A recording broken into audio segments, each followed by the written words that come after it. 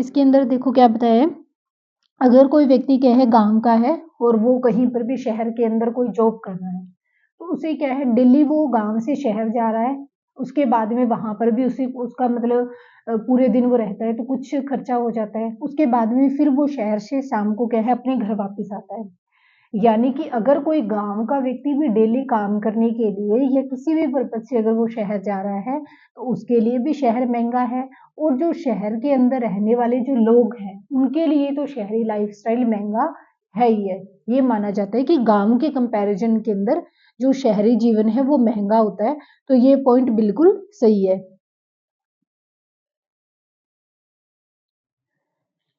अब नेक्स्ट जो इसके अंदर पॉइंट दिया गया है, वो क्या बताया कि अक्सर दूसरों के बारे में बनाए गए हमारे पूर्वाग्रह इतने पक्के होते हैं कि हम उनसे दोस्ती नहीं करना चाहते हैं। इसी वजह से कई बार हमारा व्यवहार ऐसा होता है कि हम उन्हें दुःख पहुँचाते हैं। जैसे अगर हमें क्या देखने को मिलता है, कुछ लड़के और लड़कियों के अंदर भी भेदभाव देखने को मिलते हैं। समाज में लड़के और लड़कियों में कई तरह के भेदभाव किया जाता है। हम सभी इस भेदभाव से परिचित हैं।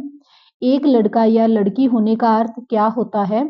आपसे कई लोग कहेंगे, हम लड़की या लड़के की तरह जन्म लेना चाहते हैं। लड़कियाँ क्या कहती हैं कि हमें लड़के की तरह जन्म लेना था और जो लड़के होते हैं वो क्या कहते हैं हमें लड़कियों की तरह जन्म लेना था। कई बार हमें इस प्रकार का एक रेयर चांस देखने को मिलता है, अगर लाइफ उनकी मतलब बढ़िया चल रही है। इसमें सोचने वाली बात ये है कि वास्तव के अंदर सच्चाई क्या है?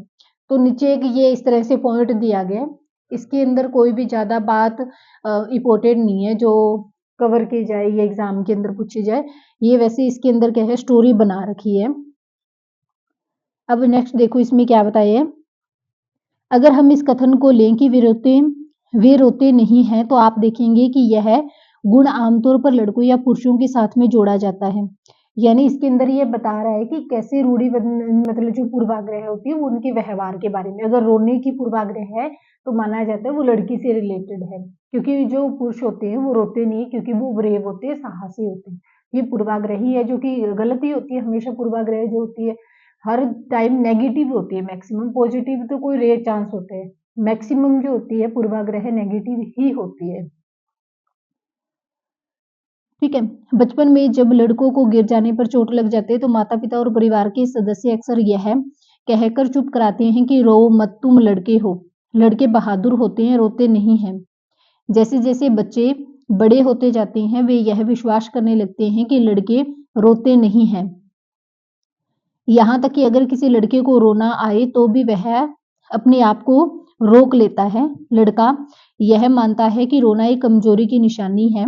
लड़कों और लड़कियों दोनों का कभी-कभी रोने का मन करता है, खासकर जब उन्हें गुस्सा या फिर दर्द हो। लेकिन बड़े होने तक लड़के सीख जाते हैं या उन्हें सिखा दिया जाता है कि रोना नहीं है। अगर एक बड़ा लड़का रोए तो उसे लगता है कि दूसरे उसे चिढ़ाएँगे, उसका मज़ाक बनाएँगे, इसलिए वह दूसरों के सामने रोने से अपने आप को रोक लेता है। हम लगातार यह सुनते रहते हैं कि लड़के ऐसे होते हैं, लड़कियाँ ऐसी होती हैं। तो ये क्या है? ये पूर्वाग्रह ही तो है। समाज की इन मान्यताओं को हम बिना सोचे-समझे मान लेते हैं। हम विश्वास कर लेते हैं कि हमारा व्यवहार इनके अनुसार ही होना चाहिए। हम सभी लड़कों और लड़कियों को उसी छवि के अनुरूप देखते हैं, जैसी पहले से कोई पूर्वाग्रह बनी आई है, तो हम उसी के अकॉर्डिंग क्या देखते हैं, आज जो भी लड़के और लड़कियाँ हैं, उनको भी हम उसी नज़रिए से देखने की कोशिश करते हैं। जैसे एक पूर्वाग्रह ये मानी जाती है कि लड़कियाँ मैथ के अंदर कमज़ोर होती हैं। तो क्या आप ये देख सकते हैं कि लड़कियाँ मैथ में कमज़ोर होती हैं? बहुत लड़कियाँ होती हैं जो कि मैथ में बहुत फ़ास्ट होती हैं। एक माना जाता है कि लड़कियों के लिए व्यवसाय क्या है, नर्स का और टीचर का है। क्यों? क्योंकि ये जो पोस्ट होती है, ये उनके इमोशन से जुड़ी होती है। लेकिन ये नहीं है, आजकल हम देख सकते हैं पायलट के रूप में भी फीमेल आ चुकी हैं। ट्रेन जो है उन डिपार्टमेंट के अंदर भी है, यानी कि जहाँ पर लड़की हैं, उतनी ही पोस्टिंग में लड़कियाँ भी हमें देखने को मिलती हैं। तो ये पूर्वाग्रह पहले थी, अब इस प्रकार की कोई पूर्वाग्रह नहीं होती है कि लड़कियाँ ये करती हैं, लड़के ये करती हैं। ओके, ये हमारा हाफ चैप्टर हो चुका है। कल हम ये करेंगे रूढ़िबद्ध धारणाएँ कैसी होती हैं।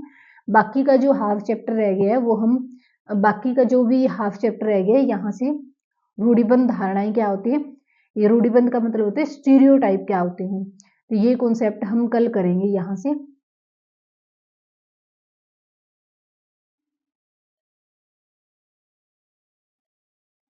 ठीक है। बाकी का जितना भी जो टॉपिक रह गया स्टीरियोटाइप का, वो हम कल करेंगे। आज तो हम इतना ही करते हैं क्योंकि वीडियो काफ़ी बड़ा हो जाएगा। तो ज़्यादा से ज़्यादा हमारे चैनल को सपोर्ट करें, लाइक करें, शेयर करें, बेल आइकन को प्रेस करें, चैनल को सब्सक्राइब करें ताकि जो भी नई क्लास अपलोड की जा रही है उसका नोटिफिकेशन सबसे पहले आपको मिले। Okay, thank you.